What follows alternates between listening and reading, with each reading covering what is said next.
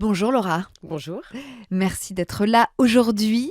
Je vais te demander de te présenter, de me donner ton prénom, ton nom, ton âge, d'où tu viens, ce que tu fais dans la vie et de qui est composée ta famille, s'il te plaît Laura. Donc moi je m'appelle Laura, Mhm. j'ai 36 ans, Mhm. je suis tatoueuse. Moi j'habite à Tours, je travaille entre Tours et Paris, mais j'ai Ouais. grandi en banlieue parisienne, à Mhm. Sartrouville dans les Yvelines. Et ma famille est composée de mon mari qui s'appelle Sam et de mes deux enfants, Isaïe 5 ans et Marlon 2 ans et demi. C'est pas Sam, c'est Sam. Sam, Parce que Sam n'est pas du tout français. non, Sam exactement. is Sam American. is American. D'ailleurs, si jamais je dis des mots qui n'existent pas, n'hésitez pas à me reprendre parce qu'à force de vivre depuis presque 13 ans avec un Américain, je ne sais plus le vrai du mauvais français. Donc des Ok, fois, on se moque tu beaucoup vas de moi. partir en Jean-Claude Van Damme. Oh ah oui, en Mia Fry. Beaucoup. En Mia Fry, oui, plutôt. C'est plus adapté. Exactement. Et donc, tu es tatoueuse. Oui, exactement. Ça se voit. Ton métier est presque affiché sur ton corps. Exactement. J'adore, c'est très joli et j'admire beaucoup l'artiste que tu es. Merci. Donc, on va dérouler le fil de ta vie. Justement, toi, tu es arrivée dans quelle famille il y a 36 ans? Alors moi, j'ai grandi donc avec mon papa, ma maman et mon petit frère qui a 3 ans de moins que moi. Une famille tout à fait normale, plutôt modeste. On était en appartement en banlieue parisienne.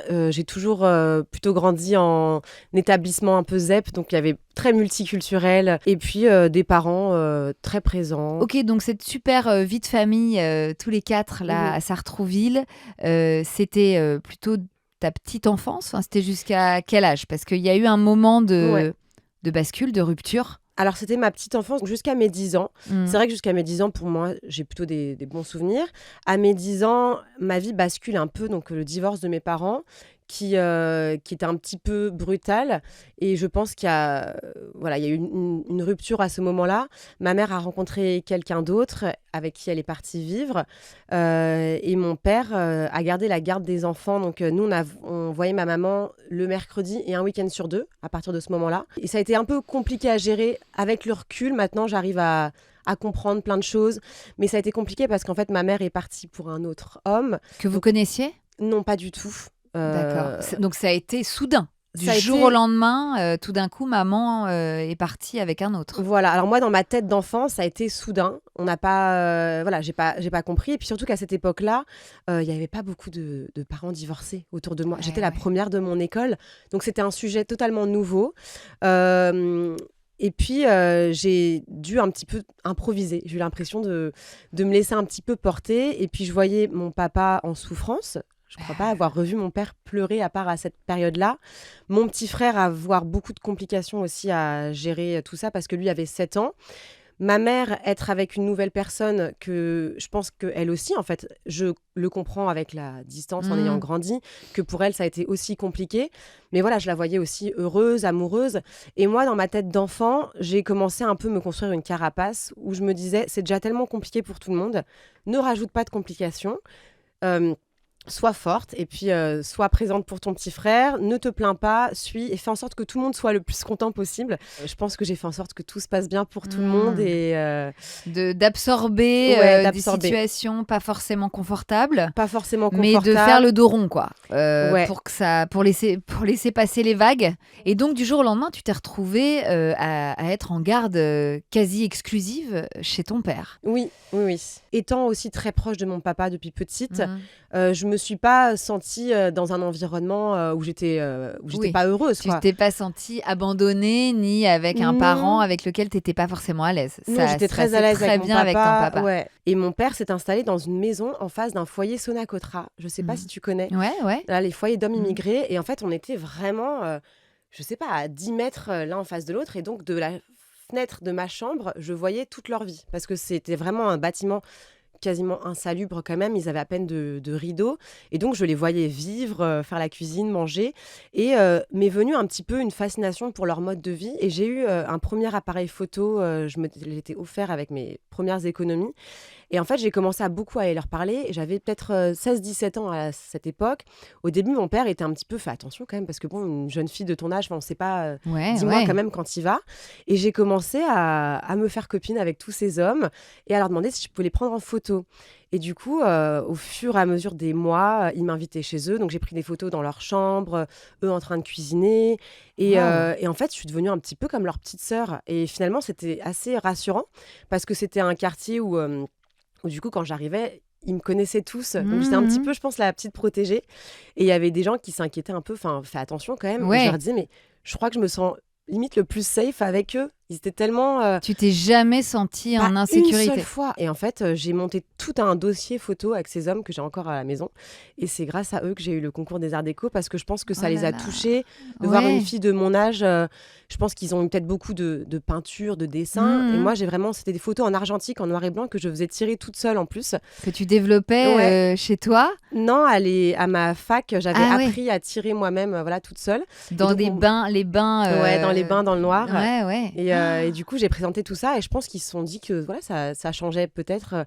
Puis j'étais toute jeune aussi, donc c'était culotté, je pense, d'aller Oui, voir ces gens-là. effectivement. Et puis, tu avais déjà un œil, je pense, d'artiste, quoi. Ils ont dû Ouais, sentir ça à travers tes photos. ouais. Du haut de tes 16-17 ans, tu devais déjà avoir une façon, justement, de les regarder et de Mhm. capturer des moments qui leur a plu. Ouais, et puis les conversations avec eux, je pense que c'est ça qui ensuite a mené un petit peu toute ma vie professionnelle, c'est que je me suis découvert une vraie passion pour les histoires des autres. Et en fait, en plus des photos, c'est qu'ils me racontaient toute leur vie en Mmh. Afrique, tout ça, moi, ça m'a passionnée. Et je pense que les photos aussi reflétaient, c'était pas juste de la photo, c'était aussi Oui, des histoires, des rencontres. des rencontres, voilà. C'est trop forte. Ouais, non, C'est une c'était... belle histoire. Ouais, Donc, tu es admise aux Arts Déco, oui. qui est quand même une des plus prestigieuses, Mhm. effectivement, en France. Et alors, qu'est-ce qui t'a mené de ces photos au tatouage? Parce qu'a priori, tu n'étais pas spécialement dessin, justement. Alors, Oui, comment c'est ça ça qui est s'est très drôle. affiné pendant ces 5 ans et puis après? J'ai fait mon projet de fin d'études, mon mémoire sur Madagascar et l'artisanat malgache, donc en Afrique. Mhm. Et donc j'ai fait plusieurs séjours là-bas. C'est là que ça a planté la petite graine, c'est qu'à Madagascar, il y avait beaucoup de tatouages de tribus qui se faisaient en Mhm. symbole de protection. Et moi qui étais toujours fascinée par l'art de la peau, je me suis dit en rentrant de ce voyage, que je voulais me faire tatouer un dessin qui me rappelle Madagascar. Et je pense que c'est là où, par la suite, il va y avoir un petit déclic. Donc, je termine les arts décoratifs et je me fais embaucher à la sortie directement par une société de design qui bosse pour Dior. Et moi, on me met tout de suite sur l'équipe Dior. Donc, je m'occupe de faire le design des boutiques Dior dans le monde entier. Waouh! Ça paraît génial sur le papier. Je n'étais pas spécialement heureuse dans ce D'accord. travail. Voilà, c'était très le monde du luxe, Mhm. qui n'était pas du tout le mien. En fait, moi, je débarquais de Madagascar en Afrique et je me retrouve à devoir créer des boutiques avec des matériaux en or qui coûtent je ne sais combien et puis qui sont jetés à la fenêtre. Éthiquement parlant, c'était vraiment à l'opposé de moi-même. Et je me dis, si je reste là-dedans, je vais enterrer ma créativité et du coup, moi-même, quoi. Et c'est là que on me propose de devenir manager d'équipe, responsable de l'équipe Dior. Et je me dis, si je signe ce CDI, si je signe, c'est ma mort. Donc je dis non.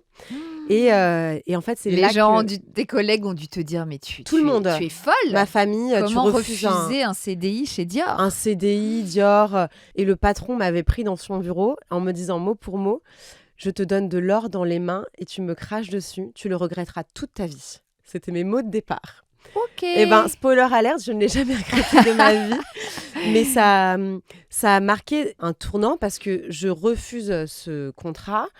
En même temps, je quitte mon petit copain de l'école et de Et de l'époque, l'époque. voilà, Ouais. avec qui j'étais depuis bien 3 ans et demi.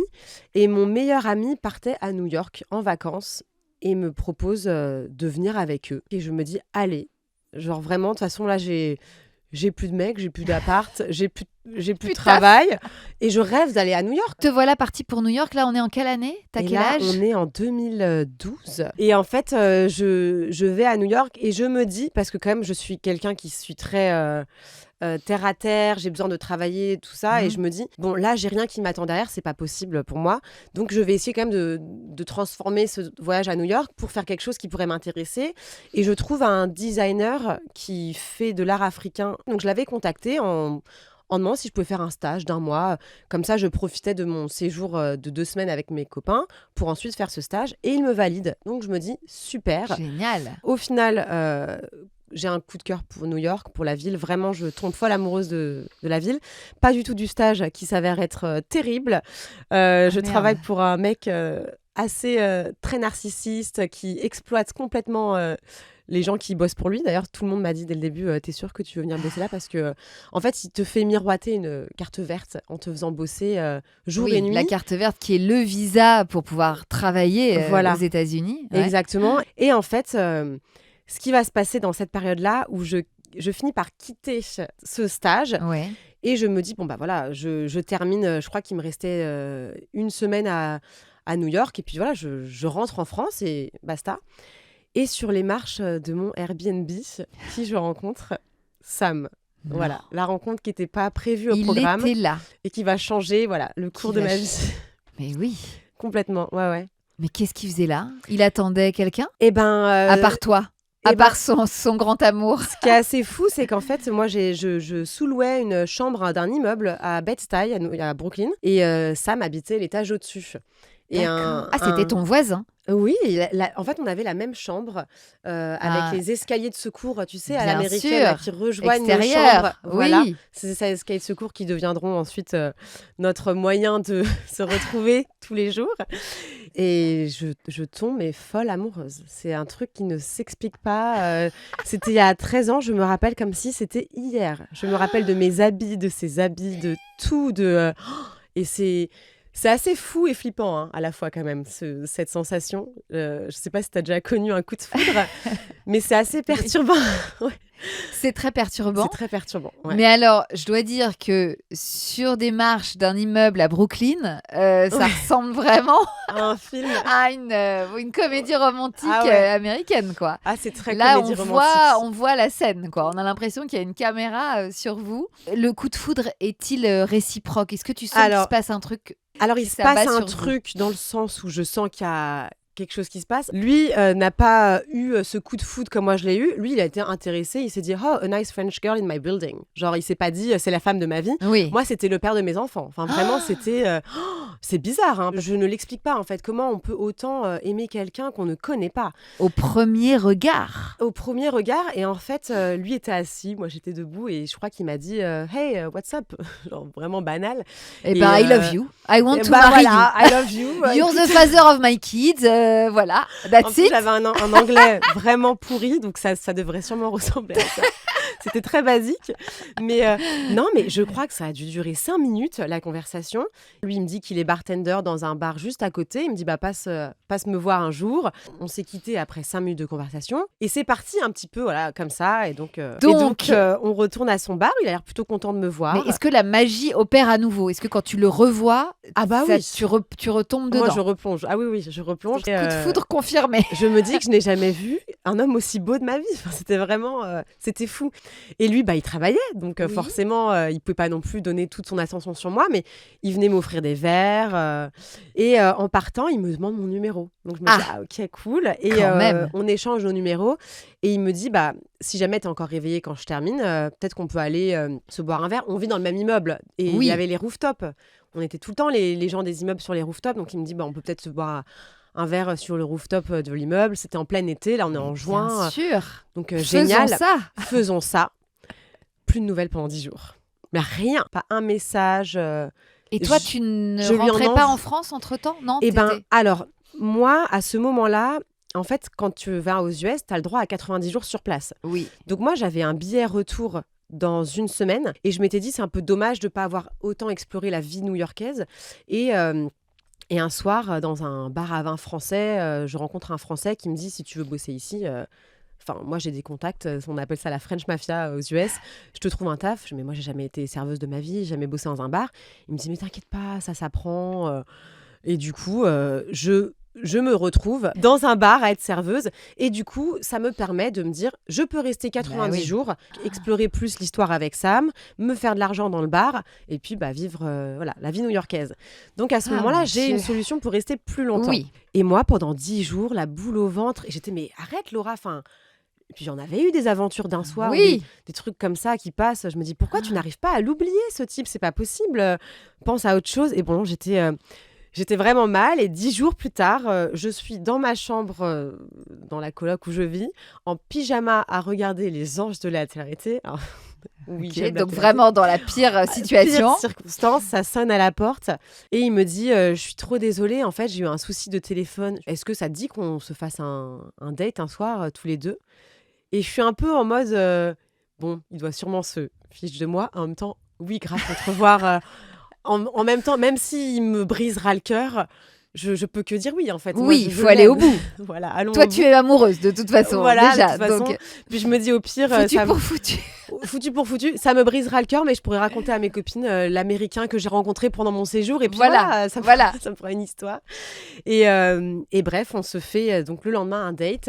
Et puis coup de foudre mutuel, là, je pense. Vraiment. Là, pour le coup, c'était partagé. Et donc là, votre histoire démarre vraiment. Ouais, on va s'en suivre quelques allers-retours parce que je vais rentrer en France pour refaire mon visa.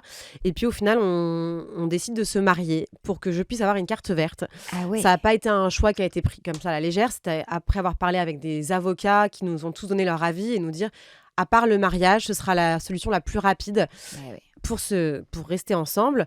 Nous, on s'est dit, mais ça va pas, ça fait 4 mois qu'on est ensemble. Ah oui, ça, c'était au bout de 4 mois. Ouais, mais à la fois, et on c'est se vrai dit, que c'était la solution. C'était la seule solution pour être ensemble. On s'est dit, de toute façon, si on ne le fait pas, on va le regretter toute notre vie. Ça va finir où je vais rester en France, lui aux US, et puis on va se dire, je suis passée à côté de l'homme ou de la femme de ma vie. Et donc, on se marie. Et là, je me dis, qu'est-ce que je fais? Parce que le bar, c'était sympa. Mais au bout d'un moment, moi, ça ne m'épanouissait pas. Il fallait quelque chose de créatif. Et Sam me disait, t'as qu'à dessiner. Et en fait, il commençait à m'acheter des stylos, des carnets. Et moi, j'étais là, c'est gentil, merci, je sais pas quoi en faire. Ah oui, c'est lui qui t'a vraiment poussé. Ouais, il m'achetait des en mode, dessine, fais du dessin. À cet art-là. Ouais, et un soir, il était à son bar et souvent, il finissait tard. Et je me dis, je vais lui faire plaisir, je vais lui faire un petit dessin. Comme ça, il va se dire que j'utilise un petit peu ses cadeaux parce que j'en ai un peu marre de les accumuler et de ne rien en faire. Et en fait, ce soir-là, j'ai fait un dessin, 2, 3, 4, 5, 6, 10. Et je ne m'arrêtais plus. Je sais pas ça a débloqué un truc en moi. C'est fou. Et ça s'est plus arrêté. Et en fait, ça me rentre en me disant, waouh, c'est trop beau ce que tu as fait, c'est canon, j'adore. Je dis, c'est marrant, ça me plaît, quoi. Je sais pas. C'est là que ça a commencé. Il s'est fait tatouer un de mes dessins sur la cuisse. Ah, mais c'est pas toi qui l'as tatoué. Non, c'était dans un salon du quartier. Il est arrivé avec un de tes dessins, il a dit je voudrais que vous me tatouiez. Et il s'est fait tatouer. Sauf que Sam, il était barman et tout le monde l'appelait le maire de Brooklyn. Il connaît plein de gens, tout le monde, il est très tchatcheur, il parle à tout le monde. Et donc, beaucoup de gens ont vu son tatouage et ont dit c'est qui l'a fait? C'est Laura qui l'a dessiné. Est-ce qu'elle pourrait me dessiner un tatouage? Et c'est venu comme ça, en fait. Les gens me faisaient des commandes de dessins de tatouage. Et donc, je me faisais de l'argent comme ça. Et j'ai commencé à me dire, en fait...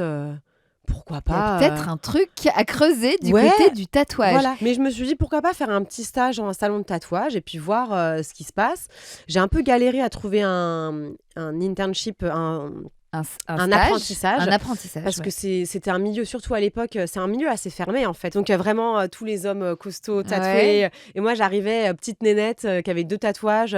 Enfin vraiment on se demandait ce que je foutais là quoi. Et donc voilà, j'ai appris et je me suis rendu compte que j'aimais beaucoup ce milieu et qu'en fait ça regroupait toutes les parties de moi depuis finalement l'enfance que j'aimais. C'est-à-dire la création, le contact avec les autres, ce que je ne trouvais pas dans le design.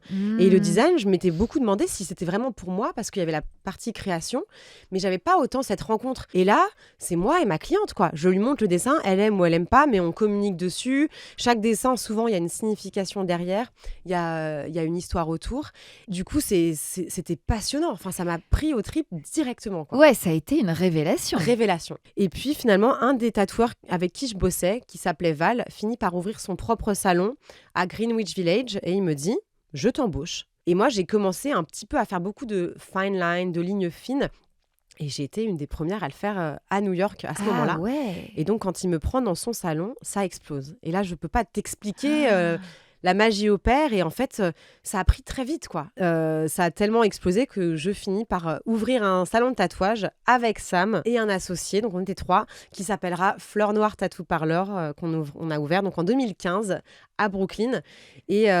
Donc en fait, 3 ans après ton arrivée à New York. Ouais, voilà. Ouais. On ouvre un Ça a salon. été vite, hein. Ça a été assez En 3 vite. ans, t'as rencontré l'homme de ta vie, vous vous êtes mariés Ouais, on s'est mariés. et t'as ouvert Et on ouvre un ton salon. propre business Ouais. là-bas, quoi. Et qui sera très vite parmi les 10 meilleurs tattoo shops de New York. C'est fou, en fait.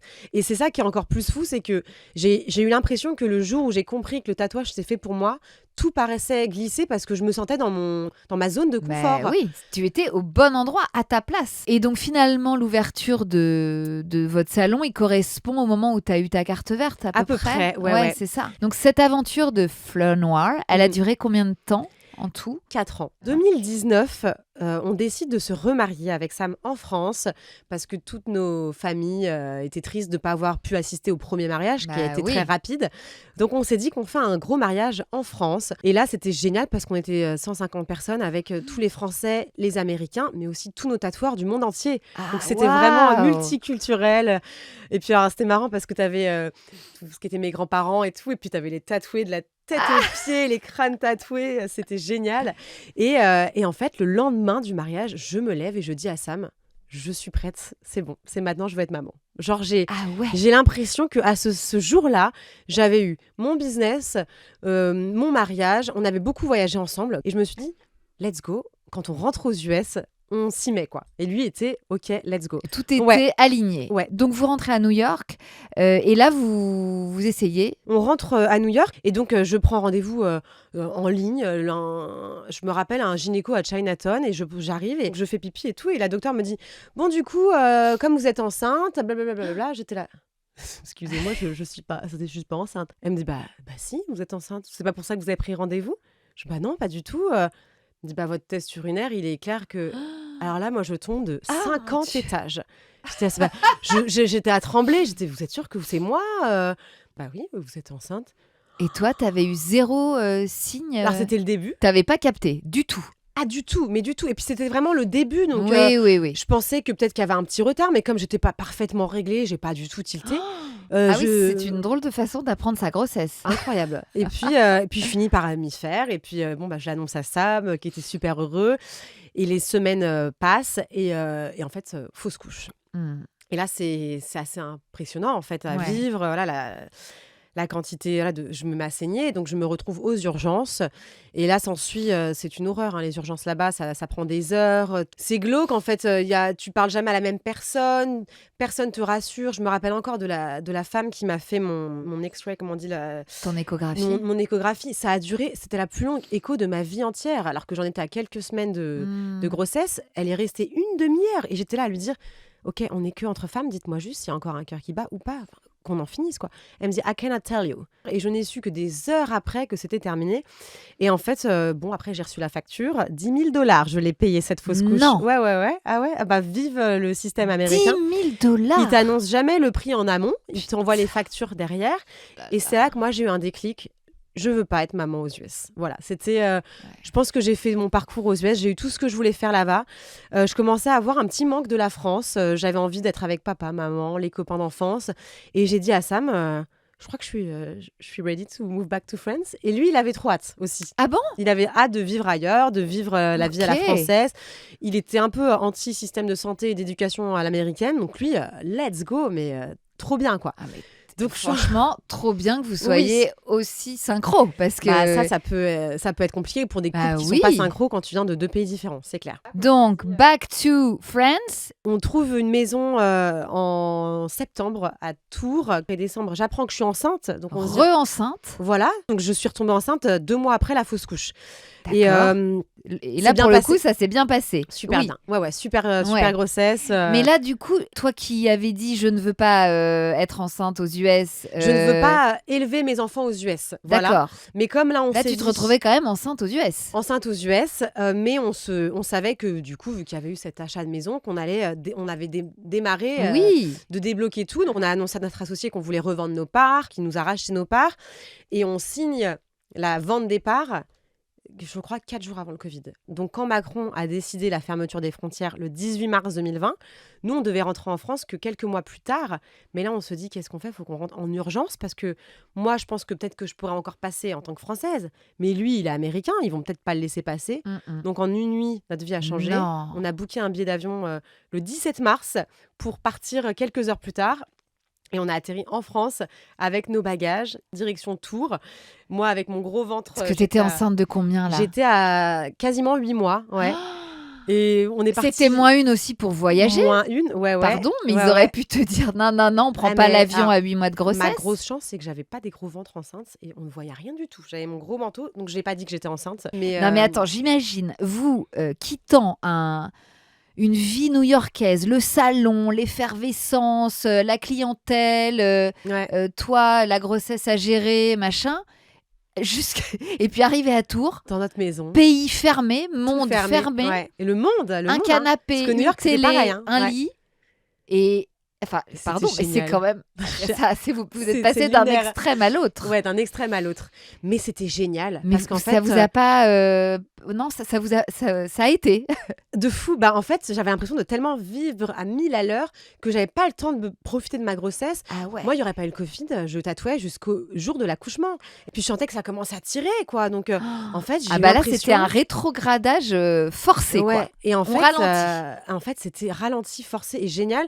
Et là, de pouvoir être seule et de pas me forcer à faire plein de choses parce que j'ai un peu du mal à dire non. Donc là, j'étais à la maison à regarder Netflix, à se poser, à dessiner.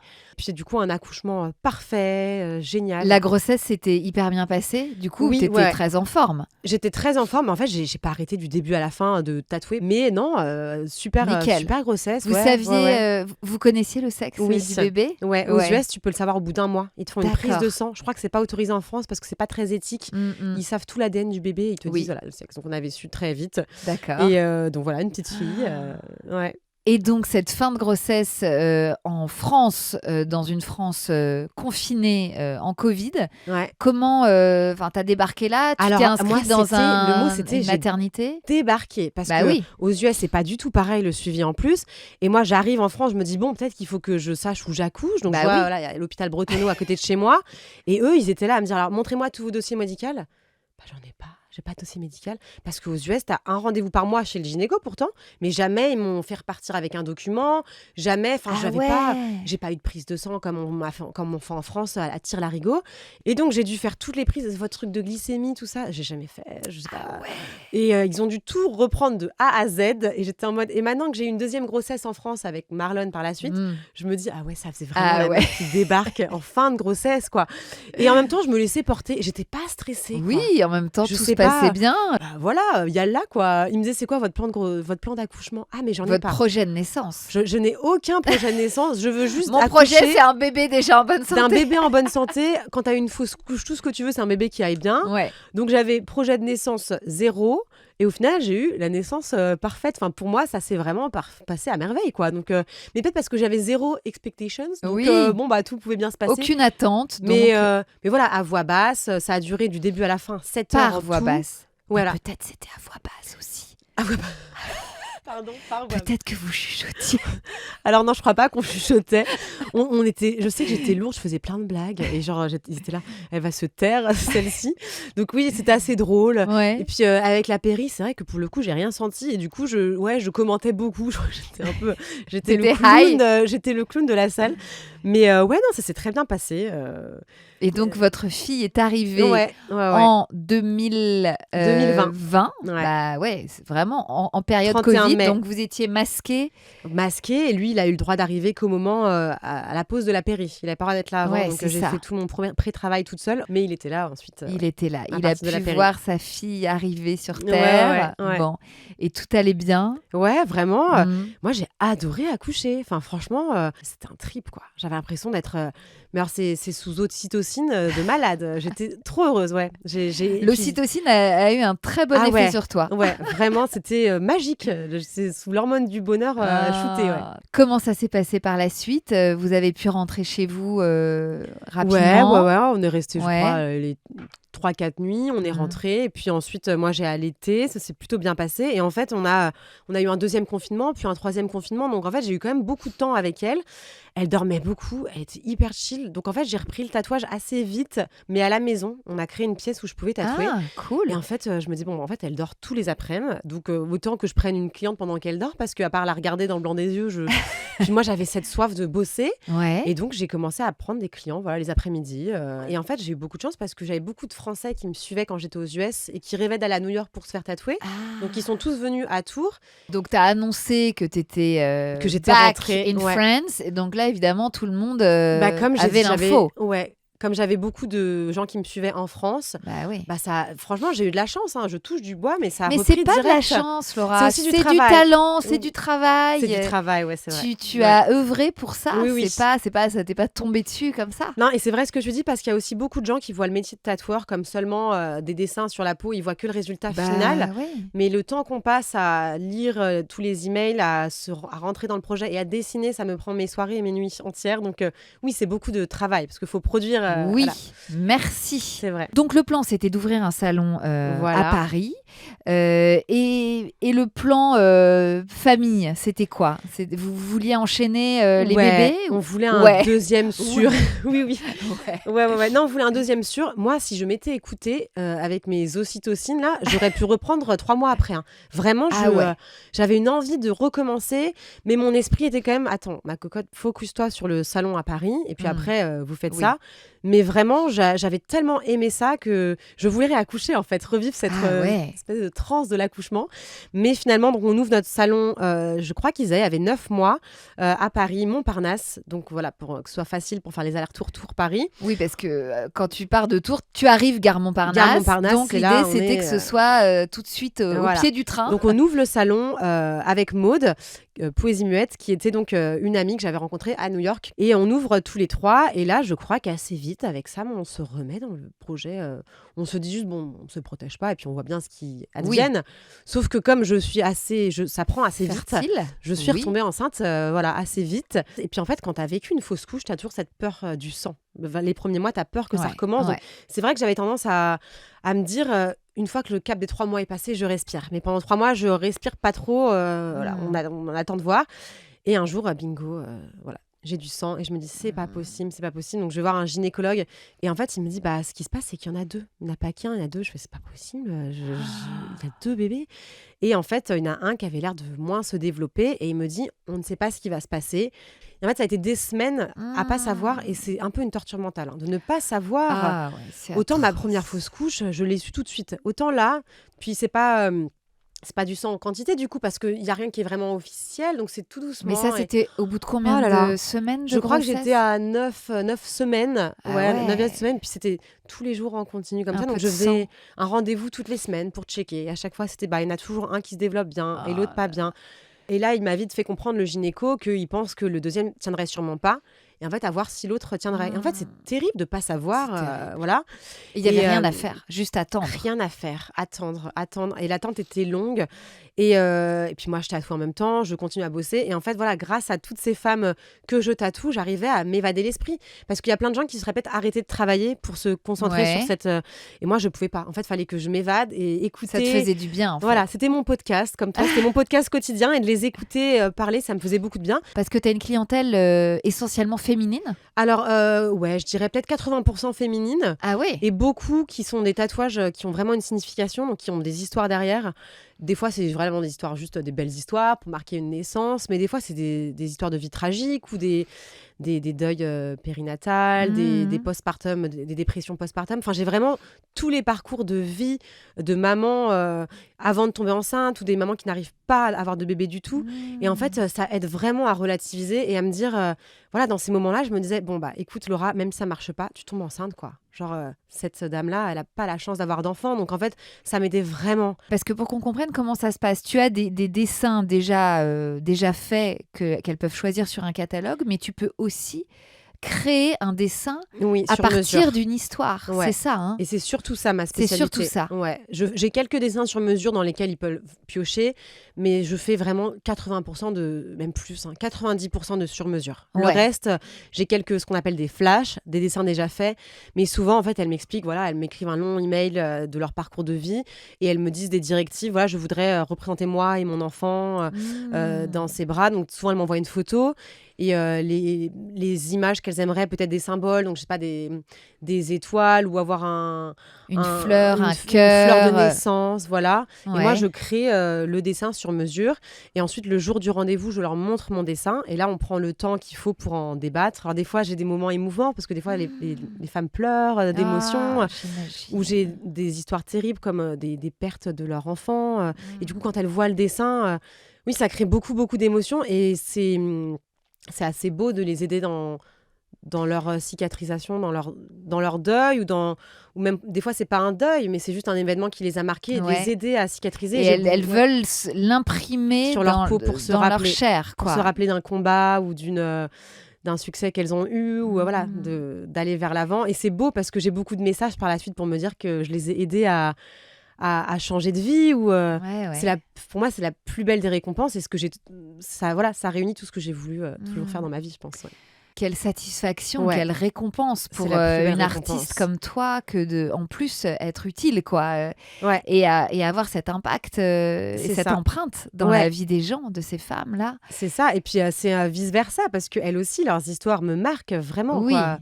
C'est C'est vraiment des d'elles. rencontres Ouais. très fortes. Parce Très que ça fortes. dure combien de temps un tatouage? C'est minimum quoi, une demi-heure, Alors, une heure? minimum une demi-heure pour les petits, mais des fois ça peut durer jusqu'à 6 heures, 7 heures, 8 Ouais, heures, ça c'est peut être long. D'affilée? Ouais, d'affilée. Et j'ai beaucoup de clientes que je revois. Donc, par exemple, ouais. j'ai une maman que j'ai tatouée pour sa première fausse couche. Et je l'ai vachement. Donc, et puis elle, c'était une fausse couche très tardive. Enfin, un bébé mort-né, donc c'était très compliqué. Donc, je lui fais un dessin par rapport à ça. Et en fait, c'est marrant parce que moi, je venais vivre ma fausse couche gémellaire au même moment. Et en fait, souvent, des fois, je parle pas forcément de moi, sauf si ça s'est amené. Et là, c'est une cliente où voilà, on a pu en parler toutes les deux. Et je lui ai dit, je te promets que la prochaine fois que je te revois, on sera toutes les deux, on aura tous les deux un bébé. Et elle m'écrit quelques mois après en me disant, je suis enceinte, c'est incroyable, tu m'as porté bonheur. Et je lui dis, moi aussi. C'est fou. Et donc, je l'ai retatouée après pour son enfant. Et depuis, ça fait des années que je la tatoue. Et en fait, je me dis, moi aussi, je grandis à travers ces personnes, parce qu'il y en a beaucoup qui finissent par connaître aussi ma vie et mon histoire. Et en fait, je pense que comme je comprends leur sujet, parce que je connais ce qui est l'accouchement, je connais ce qui est La grossesse, la grossesse, attendre un enfant. et je connais ce qui est la et fausse le couche perdre. aussi. Mm. Et donc, je pense qui de mieux qu'une personne qui connaît pas que mentalement, mais aussi physiquement, ce que ressent une fausse couche, pour en parler, pour se sentir à l'aise pour en parler. Donc, je pense que j'arrive à leur dire, je suis l'exemple vivant que ça arrive et que tu peux retomber enceinte derrière et que ça peut très bien se passer. T'inquiète pas, ça va aller. Et j'ai des femmes qui souffrent vraiment, vraiment de leur fausse couche et qui m'en parlent beaucoup et qui se libèrent, qui pleurent et après qui retombent enceinte et qui me disent peut-être que ça a été ce moment, le déclic, quoi. Et ouais, c'est vrai que c'est des beaux moments. Ouais. Le tatouage comme thérapie. Ouais, exactement. C'est bien. Ça fait 10-11 ans que je tatoue maintenant. Je ne me lasse pas. Je suis tellement heureuse de faire ce métier parce que je rencontre tellement de femmes, de profils différents. Ça me passionne, quoi. Et des fois, quand je suis dans un mauvais mood, c'est eux qui me reboostent. Des fois, quand je me dis, ah, mes enfants, ils ont fait ça, j'entends des histoires tragiques et je me dis, en fait, ça va, en fait, détends-toi parce que tes enfants vont très bien. Et ça permet de tout le temps tout remettre à sa place, de tout le temps relativiser et de grandir. Et puis même de moi, de régler des choses de mon passé, de mon enfance. En parlant, c'est ma psychothérapie au quotidien. C'est génial. Génial. Écoute, Ouais. je sais de quoi tu parles. Exactement. Nos métiers sont un peu finalement similaires très similaires. à ce niveau-là. C'est ça. Et puis je pense que c'est pas devenu un peu ma spécialité dans le sens où je fais aussi des tatouages qui n'ont pas forcément de signification, ou des tatouages juste plus abstraits, ou décoratifs, mais ça reste quelque chose qu'on commence à me demander de plus en plus parce que je pense que les mamans parlent entre elles et puis elles viennent me voir et je crois que des fois elles se sentent pas toujours dans une safe zone pour le faire avec des tatoueurs qui peut-être ne comprennent pas trop ce sujet et du coup elles savent que ensemble on va pouvoir faire le tatouage et puis discuter. Et des fois elles me disent c'est mieux qu'une thérapie, quoi. Enfin, au moins on fait les deux en même temps. Et puis, c'est comme toi maintenant, tu vois, moi, je sais pas si je serais à l'aise pour être à ta place dans un contexte de podcast, mais quand j'ai ma machine de tatouage, mon petit salon de tatouage, je suis vraiment dans ma bulle et j'arrive, je pense, à poser les bonnes questions sans les brusquer, sans jugement, sans forcer. Et du coup, ça vient vraiment naturellement et Ouais, c'est hyper... c'est vraiment une bulle, comme tu dis. C'est Ouais, c'est vraiment un une bulle. moment entre On est bien. parenthèses du tumulte du reste de la vie. C'est ça, ouais, on est Donc, bien, ouais. Ah ouais, du coup, ça me donne envie d'aller me faire tatouer. Tu vas te faire dis donc. tatouer, bah oui, grave. Est-ce que tes clientes te demandent parfois de tatouer des cicatrices Oui. ou de Ouais. créer un dessin autour Ouais, d'une ouais. cicatrice? J'ai Ouais. eu pour les... Alors ça, c'est pour les... après des mastectomies, donc pour recouvrir des Ouais. tatouages, enfin des cicatrices. J'ai aussi pour après césarienne. Alors, il Ouais. faut juste attendre que la cicatrice ait au moins 2 ans, qu'elle soit pas Mhm. encore toute rouge, Bien toute vive, sûr. parce que ça veut dire que la peau va continuer à se transformer, et donc le tatouage aussi. Mhm. On attend qu'elle soit bien refermée, mais bien sûr, c'est possible. Et des fois, on ne voit plus du tout plus du tout la cicatrice, quoi. Ça peut vraiment faire des miracles. Ouais, c'est Ouais. fascinant. C'est fascinant. Donc toi, pendant cette période difficile où tu tombes enceinte des jumeaux, où tu sais pas, où tu es en attente, Ouais. tu te réfugies aussi dans ces Je me rencontres-là réfugie dans le tatouage. et Je tu ne n'arrêtes pas m'arrête de travailler. au point où, alors ça, c'est pas forcément une bonne chose, mais bizarrement, ça ne m'a pas traumatisée non plus. J'ai commencé à vraiment perdre beaucoup, beaucoup plus de sang, donc je vais voir le gynéco qui m'annonce qu'en effet, là, ça va être la fin, et que là, on ne sait juste pas si... Donc le premier part, c'est sûr, mais on ne sait pas trop si le deuxième va partir avec. Et en fait, je fais ma fausse couche en tatouant quand même. Donc ça, c'est ouais. terrible, parce qu'en fait, j'avais des fois l'impression de un peu avoir des visions. J'allais Oh là aux toilettes, là. et en fait, c'était une cliente américaine qui avait... Parce que j'ai des clients qui, des fois, prennent l'avion juste pour leur tatouage. Et elle avait prévu son trajet depuis très longtemps, et je n'ai pas osé annuler le rendez-vous parce que je me suis dit c'est quand même trop, et que moi j'étais là en mode de toute façon foutu pour foutu, de toute façon là je peux rien faire, que je reste allongée sur un canapé à me morfondre ou que je le fasse, bah Ouais, mais t'avais pas mal? ah bah si, j'avais mal, et du coup j'allais souvent aux toilettes, je revenais et je me dis Mais tu lui as ça, dit c'est- à la cliente? ah non, j'ai rien lui as dit. pas Ah bah dit? non, je pense qu'elle m'aurait tuée en mode qu'est-ce que tu fais. Enfin. Mais ça, c'est vrai que des fois où je mets tellement, je mets tellement mes clientes en avant que peut-être que des fois je me mets un Tu peu, t'oublies un peu. peut-être un peu. Voilà, Ah c'est bah, un de mes c'est-à-dire défauts. faire une fausse couche tout en tatouant. Ouais, mais ouais. après, je pense que comme j'avais déjà vécu une fausse couche avant, où j'étais Ouais. restée chez moi et qu'en fait j'avais l'impression que le temps ne s'arrête, c'était c'était une éternité, que je me suis dit bah autant m'occuper l'esprit. Par contre, une fois que le tatouage était fini, je suis rentrée chez moi et là je me suis reposée pendant 2 jours, je suis parce restée que allongée et tout. J'imagine que t'as perdu Mais beaucoup de sang. ouais, beaucoup. Ah, c'est impressionnant la quantité de sang. Et donc à la fin, je suis rentrée chez moi et voilà, j'ai fait mon moment de deuil, mais sur le coup j'ai pas voulu annuler ma cliente, et Ok. peut-être que d'un côté ça m'a aidé aussi à penser à autre chose, Ouais. mais Comment tu t'es relevée de cette deuxième fausse couche? alors c'est marrant parce que maintenant, avec le temps qui a passé, je trouve que je m'en suis plutôt bien relevée, parce que maintenant je la vois comme vraiment une force. Je me dis j'ai vraiment j'étais une warrior, quoi. J'ai vécu tout ça, j'ai fait tout ça. Et maintenant, j'ai l'impression de bien connaître le sujet. Et je m'en suis relevée en retombant enceinte. En fait, à chaque fois, c'était mon nouvel enfant qui me faisait me relever, parce que je me dis, bon, bah voilà, allez, c'est reparti.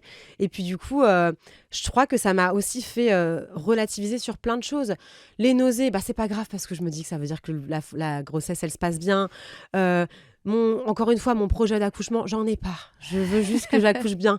Et du coup, ça m'a aidée à être assez relax sur plein de choses. Ouais. Mais ce qui s'est passé après la deuxième fausse couche, c'est que j'ai commencé à avoir des douleurs pendant mes règles ou au moment de l'ovulation, que j'avais jamais eu de ma vie. J'avais jamais eu de règles douloureuses.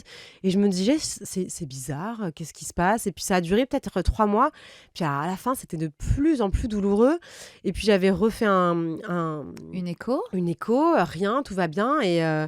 Et un jour, dans le TGV, la douleur était tellement extrême que là, je me dis vraiment, il y a quelque chose qui, c'est pas normal. Et c'était extrême, Insoutenable. insoutenable. Et à ce stade-là, j'avais déjà accouché avant. J'avais l'impression que c'était pire que l'accouchement, enfin que les Pire que des contractions? Ah ouais, c'était insoutenable. Donc là, je me Et mets ça, c'était combien de temps après ta deuxième fausse couche? 3 mois. 3 3 mois mois après. après. Ok. Donc je me mets sur Doctolib et je cherche un gynéco autour du salon en urgence. Ouais. Et donc je trouve par chance, vivent Paris. Hein. Et non, c'était pas un gynéco, c'était une docteure, voilà, une généraliste. Et elle me prend et elle touche et elle me dit, bon, en tout cas, ce que je peux confirmer, c'est que c'est gynécologique. C'est pas intestin ou estomac. Elle me dit, vous avez de la chance, j'ai une collègue gynéco en dessous. Elle est bookée, mais je vais quand même lui dire de vous voir rapidement. Parce que vu votre douleur, j'ai peur que ce soit une torsion. Moi, je sais pas c'est quoi. Elle me dit, c'est une douleur extrême. Et donc, je vais vous envoyer en bas. Et elle me prend tout de suite parce que j'étais vraiment au sol. C'était atroce. Hein. Oh là là. Et en fait, elle me fait une écho et elle me dit, je vous envoie tout de suite aux urgences. Je dis, pourquoi ? Elle me dit, parce que je ne vois rien à l'écho. Et en fait, une torsion ne se voit pas à l'écho. Et étant donné que vous avez si mal que ça. Et en fait, moi, j'avais une torsion de l'ovaire. En fait, j'avais un kyste d'eau depuis des années, que je l'avais pendant ma grossesse, disait aussi, qui était totalement bénin, qui faisait quand même 4-5 cm, qui était suivi. Rien d'anormal.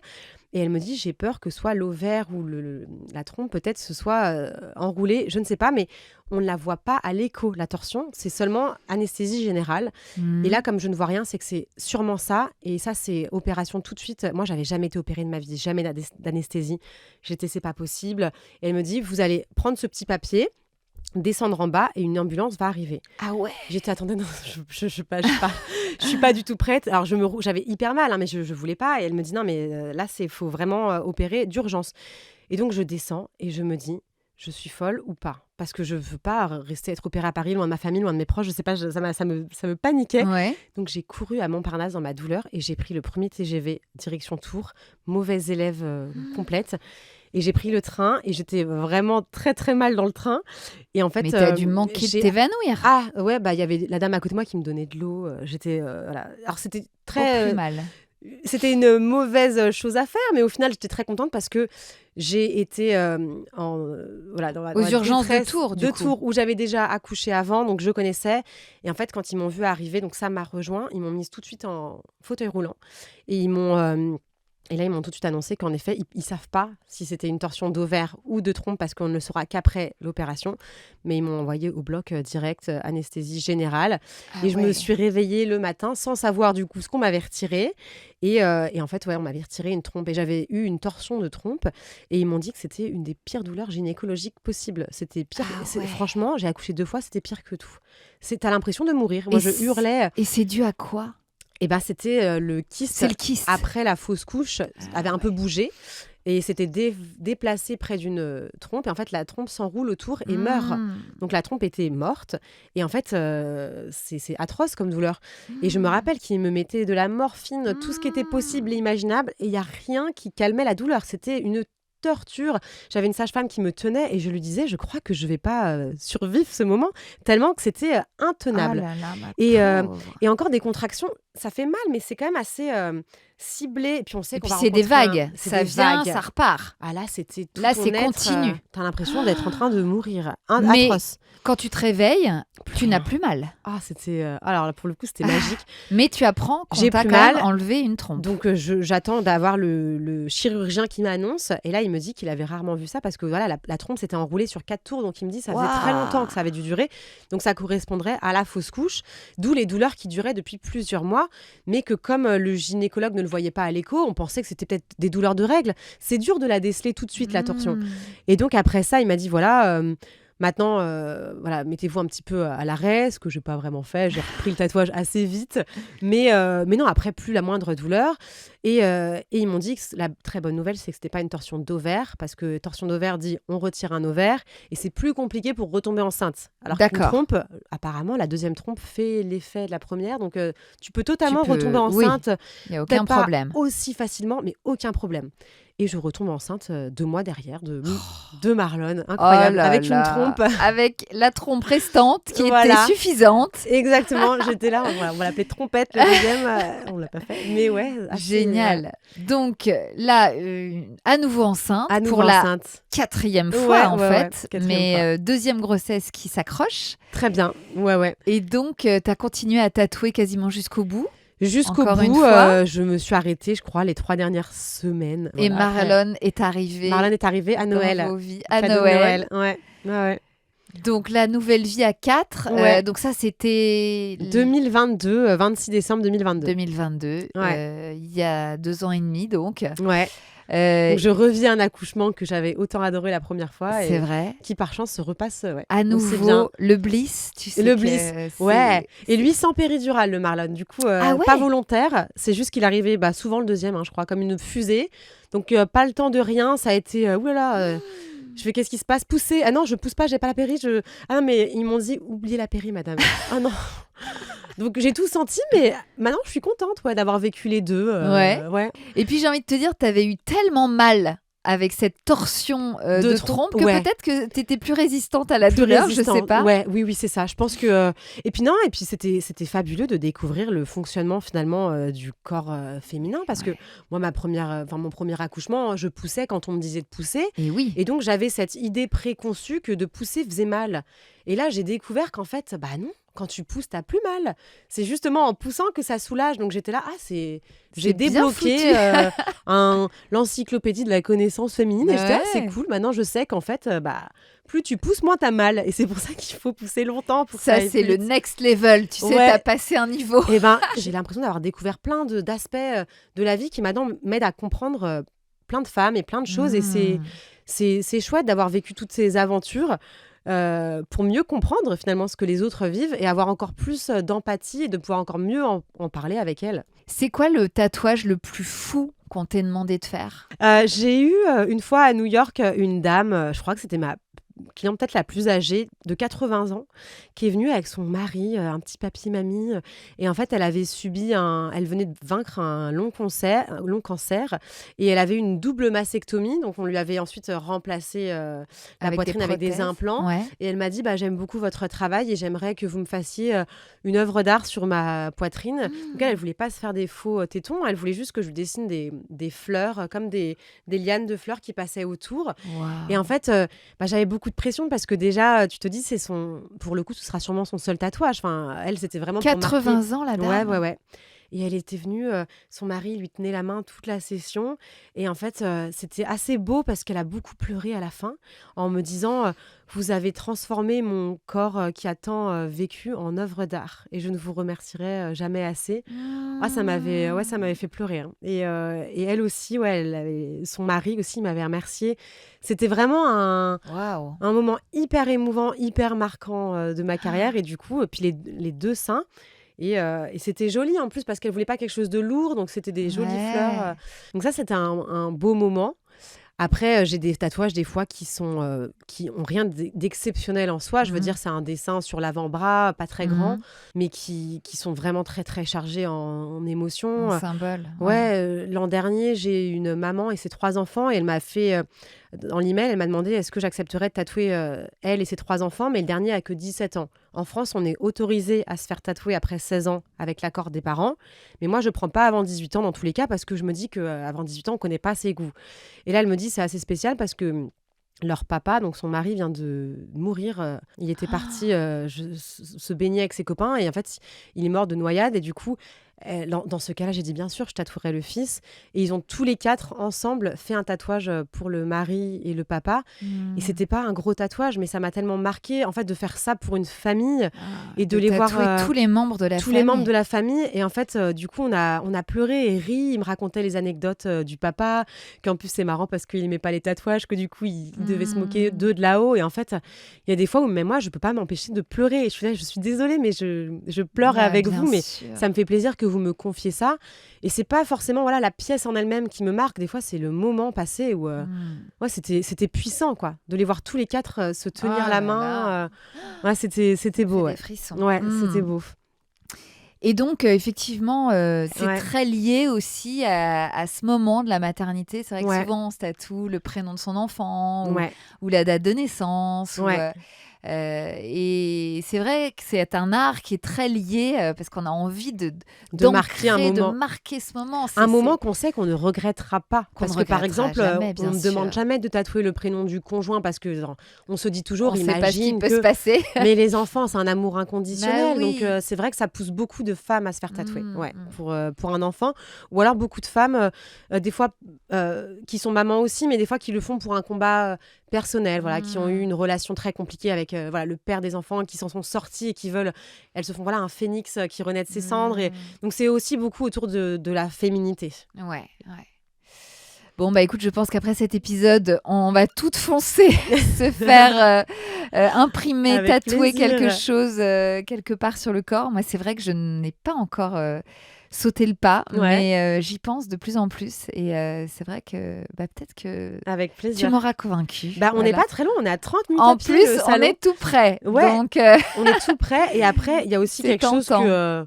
que je veux dire, c'est que c'est OK aussi de ne pas se faire tatouer parce que des fois, j'ai des clientes qui me disent je veux un tatouage, mais je suis pas sûre j'ai peur de me lasser, je Bah sais pas oui. ce que je veux. Et je leur dis, mais vous savez, c'est aussi OK de me demander un print ou un dessin accroché. Le tatouage, c'est une passion pour plein de gens, c'est un amour pour plein de gens et c'est pas pour tous. Et c'est complètement OK. Et, toi, il y en voilà. a que tu regrettes vraiment beaucoup. Où Bah, tu te dis, mais pourquoi j'ai fait ce Ouais, tatou quand même. Ouais, mais c'est pas un regret profond parce que, encore une fois, je vois ça avec beaucoup d'autodérision et de Oui. distance parce que moi, j'en ai fait mon métier et ma carrière. Donc, même ceux que j'aime moins aujourd'hui, c'est aussi une partie de mon parcours de Oui. tatoueuse et ils ont jamais de symbolique horrible. Moi, c'est plus, je me dis, pourquoi j'ai été le cobaye de l'apprenti, quoi. Idiote. Voilà. Il y en a d'autres où. C'est plus à mon goût aujourd'hui, mais je sais qu'il y a des solutions, il y a du laser, on peut faire Oui. des cover-up. C'est juste que je suis tellement occupée entre ma vie de tatoueuse et de maman que j'ai pas tout le temps de me faire tatouer moi-même. Donc je m'en occuperai dans le futur de Dans ces le tatouages futur. à Ouais. rattraper. Merci infiniment, Laura, Merci à de toi. m'avoir raconté cette histoire qui est la tienne, qui m'a embarquée de New York à Tours, à Brooklyn. Là, c'était génial de parcourir toute cette vie, cette carrière avec toi. Bravo pour ce Merci. parcours très inspirant. Bravo pour l'artiste que tu es, la maman que tu as réussi Merci. à être aussi. Et puis écoute, si ton carnet de rendez-vous se remplit subitement là, faudra pas t'étonner parce que je pense que tu vas avoir Toutes les mamans. donné envie à beaucoup de nos auditrices de se faire tatouer, moi y compris. Donc Eh ben, écoute, avec grand on se plaisir. rappelle, on se tient au Oui. courant. Merci beaucoup. On embrasse Sam, Isae et et Marlon. Marlon, of course. Merci beaucoup, Laura. Belle Eh vie. ben, merci à vous toi de m'avoir tous. fait revoyager Oh là là, dans ma vie. c'était trop bien. À Merci bientôt. à toi. À Ciao. bientôt. Salut.